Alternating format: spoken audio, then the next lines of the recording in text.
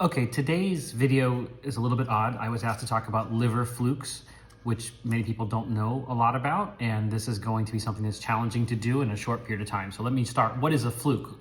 A fluke is a flatworm. We call them trematodes. They're maybe a couple centimeters long, and we've got flukes that go into your liver, flukes that go into your blood, et cetera, et cetera. But liver flukes, there are three main liver flukes that infect humans, and I'm going to try and give you the 10,000 foot level. So these liver flukes or worms have a cycle that involves fresh water, snails, and then something else. So Clonorchus and Opisthochus are the most common, and those are things that you're going to find in places like Asia, Southeast Asia, East Asia, as well as some parts of Western Europe. And what happens are people eat poorly cooked freshwater fish, like carp, for example, and they get infected. When they initially get infected, they may have fever, muscle aches and pains, their blood count may be off in terms of having a high level of what are called eosinophils, which are a type of white blood cell, and they might have hives as well.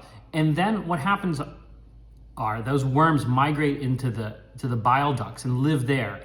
And many people are asymptomatic, but over time they can get inflammation and scarring there as well as pain there, and sometimes, especially with Clonorchus, they can get cancer of the bile ducts. This can be treated with an anti-parasitic drug called praziquantel.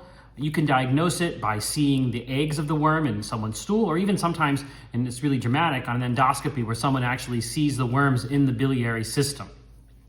And this is very common in certain parts of the world where maybe up to 80% of people are infected with them. There's no vaccine against them. The other one I want to mention is fasciolitis.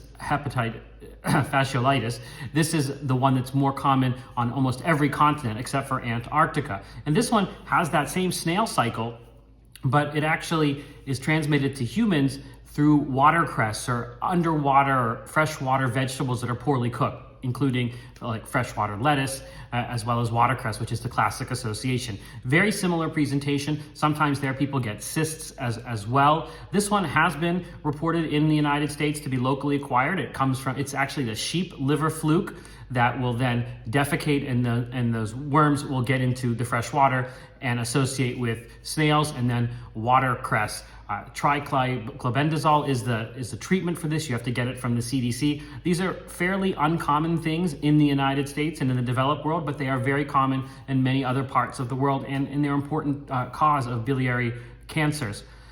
So that's what I have on liver flukes.